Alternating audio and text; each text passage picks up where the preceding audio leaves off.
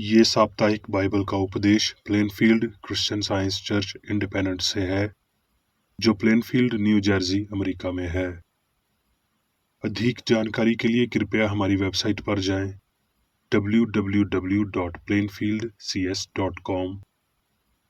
आपके अध्ययन के लिए ये पाठ रविवार 19 जुलाई 2026 के लिए है। विषय: जीवन, स्वर्णपथ, यहूदा। अपने आप को परमेश्वर के प्रेम में बनाए रखो और अनंत जीवन के लिए हमारे प्रभु यीशु मसीह की दया की आशा देखते रहो। उत्तरदायी अध्ययन: तिमोथियस। धाम, भक्ति, विश्वास, प्रेम, धीरज और नम्रता का पीछा कर। विश्वास की अच्छी कुश्ती लड़ और उस अनंत जीवन को धर ले जिसके लिए बुलाया गया और बहुत गवाहों के सामने अच्छा अंगीकार किया था।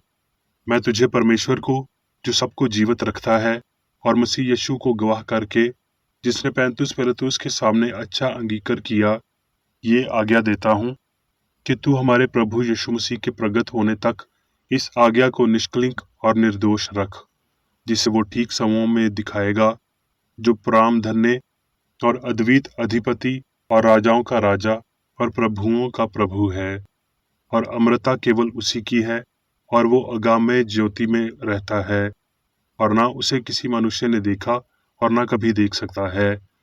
उसकी प्रतिष्ठा और राज्य युगानुयुग रहेगा। आमीन। पाठ उपदेश बाइबल में से भजन संहिता। मैं ना मरूंगा वरन जीवित रहूंगा और परमेश्वर के कामों का वर्णन करता रहूंगा। लूका। और किसी सरदार ने उससे पूछा, हे उत्तम गुरु, अनंत जीवन का अधिकारी होने के लिए मैं क्या करूं? यीशु ने उससे कहा, तू मुझे उत्तम क्यों कहता है? कोई उत्तम नहीं, केवल एक, अर्थात परमेश्वर। तू आज्ञाओं को तो जानता ही है कि व्यभिचार न करना, हत्या न करना और चोरी न करना, झूठी गवाही न देना, अपने पिता और अपनी माता का आदर करना। उसने कहा, मैं तो इन सब को लड़कपन ही से मानता आया हूं। ये सुनकर यीशु ने उससे कहा, तुझ में अब भी एक बात की घाटी है। अपना सब कुछ बेचकर कंगालों को दान दे और तुझे स्वर्ग में धन मिलेगा, और आकर मेरे पीछे हो ले। वो ये सुनकर बहुत उदास हुआ, क्योंकि वो बड़ा धनी था। यीशु ने उसे देखकर कहा, धनवानों का परमेश्वर के राज्य में प्रवेश करना कितना कठिन है। परमेश्वर के राज्य में धनवान के प्रवेश करने से ऊंट का सुई के नाके से निकल जाना सहज है। और सुनने वालों ने कहा, तो फिर किसका उद्धार हो सकता है? उसने कहा, जो मनुष्य से नहीं हो सकता वो परमेश्वर से हो सकता है। पतरस ने कहा, देख, हम तो घर बार छोड़कर तेरे पीछे हो लिए हैं। उसने उनसे कहा, मैं तुमसे सच कहता हूं कि ऐसा कोई नहीं जिसने परमेश्वर के राज्य के लिए घर या पत्नी या भाइयों या माता पिता या बच्चों को छोड़ दिया हो, और इस समय कई गुना अधिक ना पाए और परलोक में अनंत जीवन। यूहन्ना। फिर यीशु फिसा से 6 दिन पहले बैतनिय्याह में आया, जहां लाजर था, जिसे यीशु ने मरे हुओं में से जिलाया था। यहूदियों में से साधारण लोग जान गए कि वो वहां है, और वो ना केवल यीशु के कारण आए, परंतु इसलिए भी कि लाजर को देखें, जिसे उसने मरे हुओं में से जिलाया था। तब महायाजकों ने लाजर को भी मार डालने की सहमति की, क्योंकि उसके कारण बहुत से यहूदी चले गए और यीशु पर विश्वास किया। दूसरे दिन बहुत से लोगों ने, जो पर्व में आए थे, ये सुनकर कि यीशु यरूशलेम में आता है, तब भीड़ के लोगों ने, जो उस समय उसके साथ थे, ये गवाही दी कि उसने लाजर को कब्र में से बुलाकर मरे हुओं में से जिलाया था। इसी कारण लोग उसे भेंट करने को आए थे, क्योंकि उन्होंने सुना था कि उसने ये आश्चर्य कर्म दिखाया है। इस पर यीशु ने उनसे कहा, वो समय आ गया है कि मनुष्य के पुत्र की महिमा हो। मैं तुमसे सच सच कहता हूं कि जब तक गेहूं का दाना भूमि में पड़कर मर नहीं जाता, वहां अकेला रहता है, परंतु जब मर जाता है तो बहुत फल लाता है। अब मेरा जीव व्याकुल हो रहा है, इसलिए अब मैं क्या कहूं? हे पिता, मुझे इस घड़ी से बचा, परंतु मैं इसी कारण इस घड़ी को पहुंचा हूं। हे पिता, अपने नाम की महिमा कर। तब ये आकाशवाणी हुई कि मैंने उसकी महिमा की है और फिर भी करूंगा। तब जो लोग खड़े सुन रहे थे, उन्होंने कहा कि बादल गरजा, और उन्होंने कहा, कोई स्वर्गदूत उससे बोला। इस पर यीशु ने कहा, ये शब्द मेरे लिए नहीं परंतु तुम्हारे लिए आया है। यीशु ने उनसे कहा, ज्योति अब थोड़ी देर तक तुम्हारे बीच में है। जब तक ज्योति तुम्हारे साथ है तब तक चले चलो। जब तक ज्योति तुम्हारे साथ है, ज्योति पर विश्वास करो कि तुम ज्योति के संतान हो।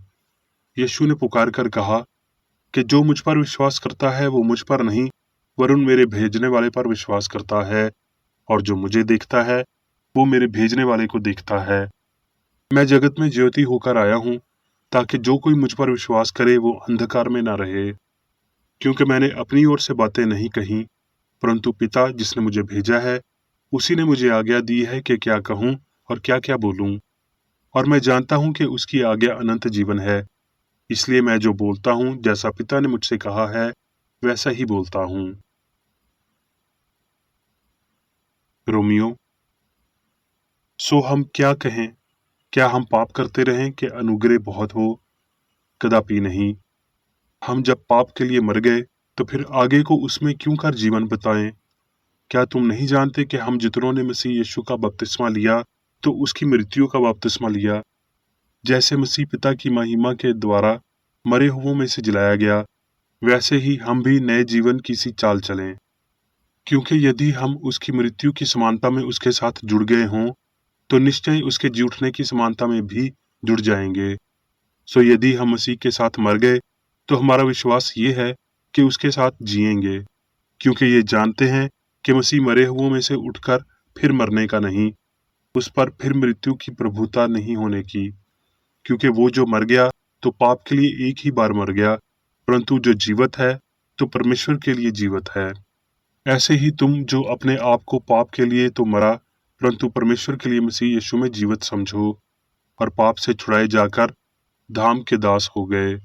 क्योंकि उनका अनंत तो मृत्यु है, परंतु अब पाप से स्वतंत्र होकर और परमेश्वर के दास बनकर तुमको फल मिला, जिससे पवित्रता प्राप्त होती है, और उसका अंत अनंत जीवन है। क्योंकि पाप की मजदूरी तो मृत्यु है, परंतु परमेश्वर का वरदान हमारे प्रभु मसीह यीशु में अनंत जीवन है। अब मैं मेरी बेकर एडी द्वारा क्रिश्चियन साइंस की किताब विज्ञान और स्वास्थ्य शास्त्रों की कुंजी के साथ के साहस संबंधी अंश पढ़ूंगा। विज्ञान और स्वास्थ्य।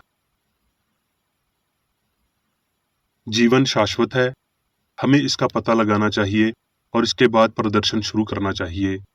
जीवन और अच्छाई अमर है। आइए फिर हम उम्र और तुषार की बजाय अपने अस्तित्व के विचारों को प्रेम, ताजगी और निरंतरता में आकार दें। सवाल, जीवन क्या है? उत्तर, जीवन ईश्वरीय सिद्धांत, मन, आत्मा, रूह है। जीवन की कोई शुरुआत नहीं है और कोई अनंत नहीं है। समय नहीं, बल्कि अनंत काल जीवन के विचार को व्यक्त करता है, और समय अनंत काल का हिस्सा नहीं है। एक अनुपात में समाप्त होता है, जबकि दूसरे को पहचाना जाता है। समय सीमित है, अनंत काल हमेशा अनंत है। जीवन ना तो पदार्थ में है और ना ही पदार्थ से है। जिसे पदार्थ कहा जाता है वो आत्मा के लिए अनजान है, जिसमें सभी पदार्थ शामिल हैं और जो हमेशा रहने वाला जीवन है। पदार्थ एक मानवीय अवधारणा है, जीवन दिव्य मन है। जीवन सीमित नहीं है, जीवन के लिए मौत और सीमता अज्ञात हैं।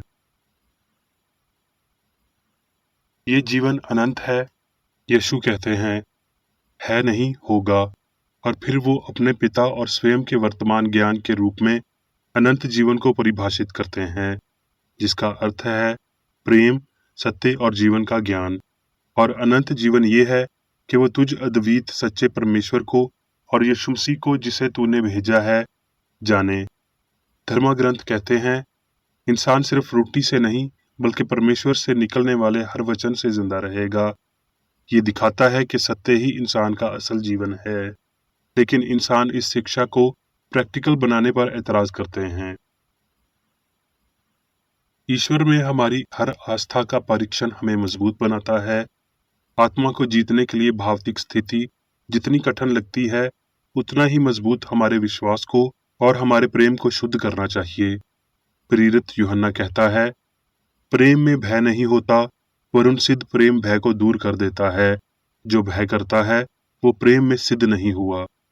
यहाँ क्रिश्चियन साइंस की एक निश्चित और प्रेरित घोषणा है।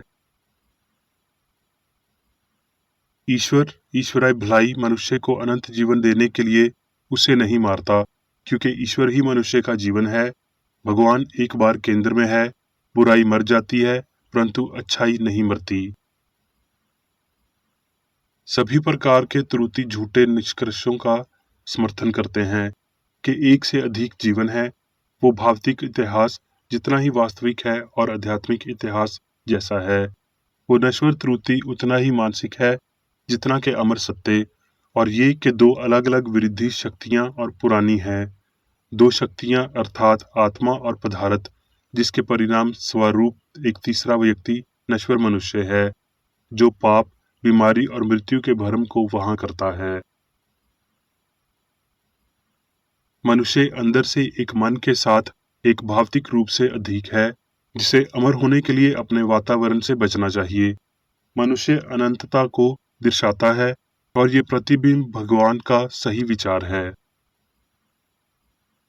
परमेश्वर मनुष्य में अनंत विचार व्यक्त करता है, जो हमेशा अपने आप को विकसित करता है, एक व्यापक आधार से ऊंचा और ऊंचा होता है। यीशु ने हमारे पापों को अपने शरीर पर उठाया।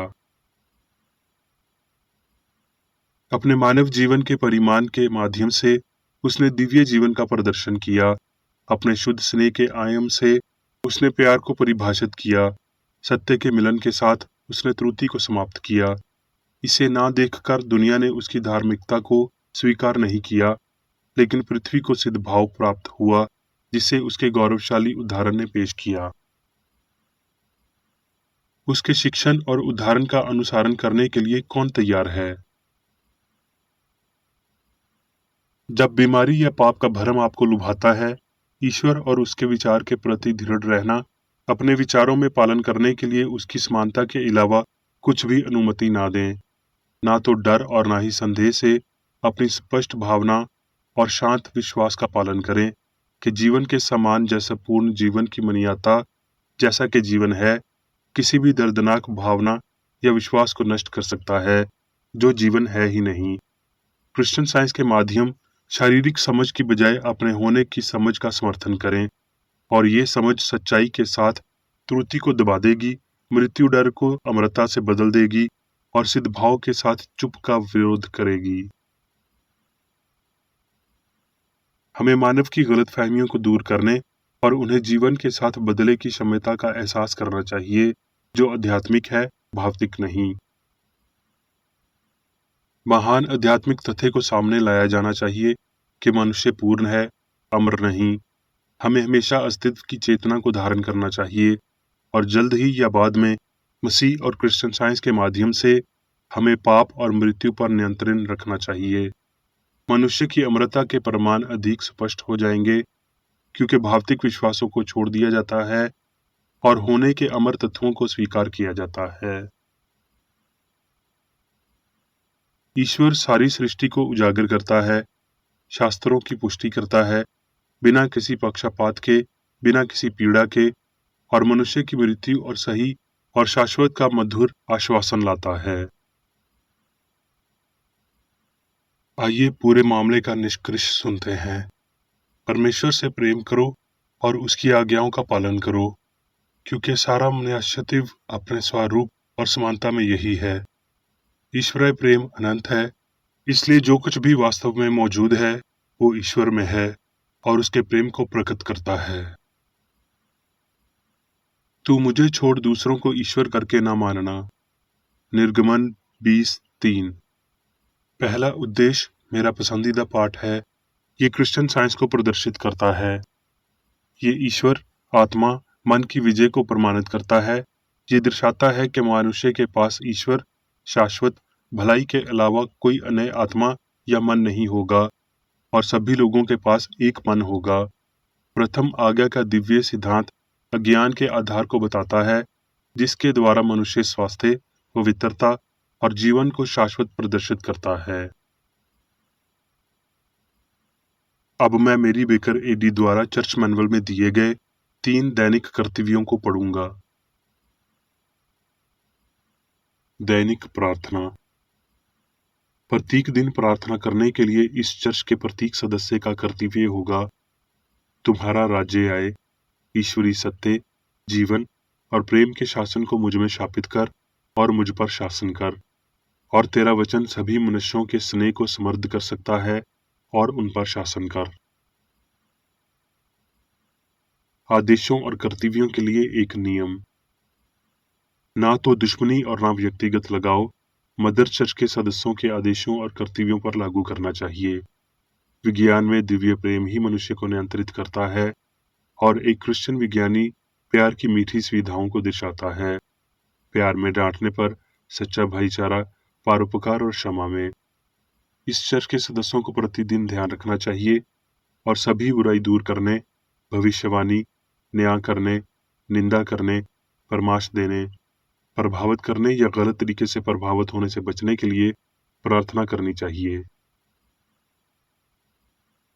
कर्तव्य के प्रति सतर्कता। इस चर्च के प्रत्येक सदस्य का ये कर्तव्य होगा कि वो प्रतिदिन आक्रामक मानसिक सजाओं से बचाव करे और भूलकर भी ईश्वर, नेता और मानव जाति के प्रति अपने कर्तव्य की उपेक्षा नहीं करनी चाहिए। उनके कामों से उन्हें आंका जाएगा और वो उचित या निंदनीय होगा।